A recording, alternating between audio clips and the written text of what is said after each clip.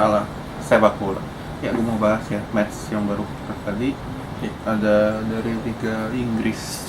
Ya, yang pertama kita mulai dari Tottenham ketemu Leeds. Ya, Tottenham ini kan tim yang kalau misalkan pada saat dipegang Mourinho itu tim yang kalau misalkan disuruh pegang bola ketika lawannya parkir bus, maka Tottenham ini nggak bisa ngapa-ngapain. Namun di sini ya terlalu naifnya Leeds United adalah mereka terlalu aktif megang bola.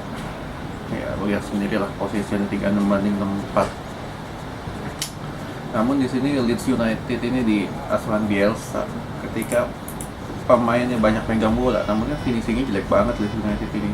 Bamford nggak berfungsi, Rodrigo, Hampton, Raphinha segala macam nggak ada yang bisa melakukan finishing yang bagus. Nah, lu gimana finishing yang bagus kalau misalkan peluang yang lu create aja cuma setengah peluang, bukan peluang yang benar-benar membahayakan. Jadi otomatis itulah salah satu kelemahan Leeds United di pertandingan ini. Nah, selain itu juga ketika Tottenham ini kan andalannya counter ya. Ketika Tottenham melakukan counter, nah, space yang ditinggalkan oleh para pemain Leeds ini, terutama lini belakangnya, begitu longgar sehingga pemain Tottenham terutama Son ini kan tipikal pemain yang kalau misalkan diberi space dia baru bisa cetak gol. Nah, ini terbukti juga di sini. Ketika Son diberikan space yang cukup lebar, maka dia bisa cetak gol. Terbukti pertandingan ini 1 gol 1 assist itu murni dari kesalahan dari pemain Leeds United yang melakukan defensif yang terlalu lebar antara lini per lini, sehingga itulah salah satu alasan mengapa Leeds United sangat layak kalah di pertandingan ini. Oke, nah masuk ke partai selanjutnya, Arsenal ketemu WBA. Nah, ini Arsenal yang patut diacungi jempol adalah di sini mereka berani untuk pegang bola, berani untuk create peluang, maju ke depan. Nah, semua ini dilakukan di pertandingan ini. Nah, Arsenal ini mainnya dengan formasi 4-2-3-1 dengan Lacazette lalu Auba. Nah, Auba ini digeser ke sayap. Cuman ya Auba ini gue nggak tahu kenapa setelah perpanjangan kontrak dia sama sekali nggak berfungsi penuh lah. Di sini pun dia juga nggak kelihatan. Justru Bukayo Saka dengan Lacazette yang lebih aktif terlibat dalam permainan. Nah, demikian juga Tierney. Nah, Tierney ini dia acungi jempol juga di match ini ketika dia ikut aktif juga dalam melakukan build up serangan. Bellerin nggak terlalu kelihatan.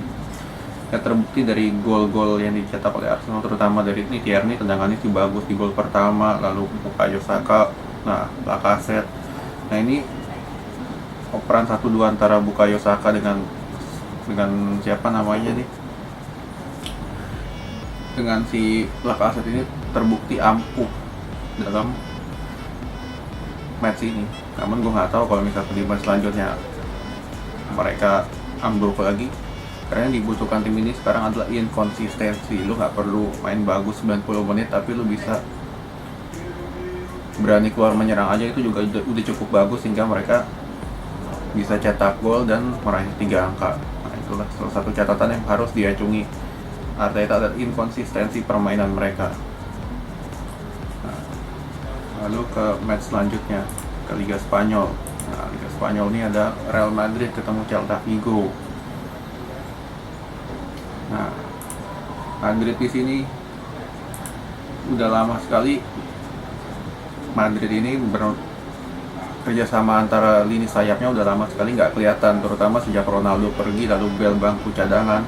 Jadi otomatis 2 serangan dari sayap Madrid ini nggak terlalu berfungsi. Namun di sini serangan dari sayap Madrid mulai hidup lagi ketika Vazquez dengan Asensio ini kembali seperti saat-saat awal-awal mereka disatukan, yaitu ketika tahun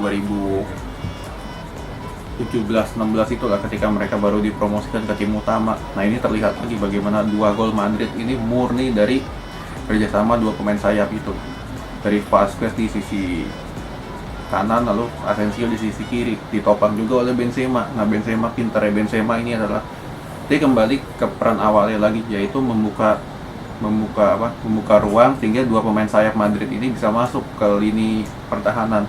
Nah, ini cukup terbukti juga ketika dari gol Vazquez lalu juga dari gol Asensio ini murni dari pergerakan Benzema ini yang dapat membuka ruang sehingga pemain-pemain Celta Vigo ini terpancing, terutama dari dua pivotnya, yaitu ada dari Tapia, Murillo, Araujo, 1 gelandang bertahan dengan 2 back ini murni terpancing dari Benzema, sehingga lahirlah skema 2 gol yang dilakukan oleh sayap-sayap Real Madrid.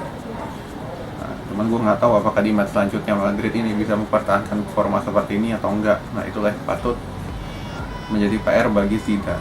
Oke, sekian dulu.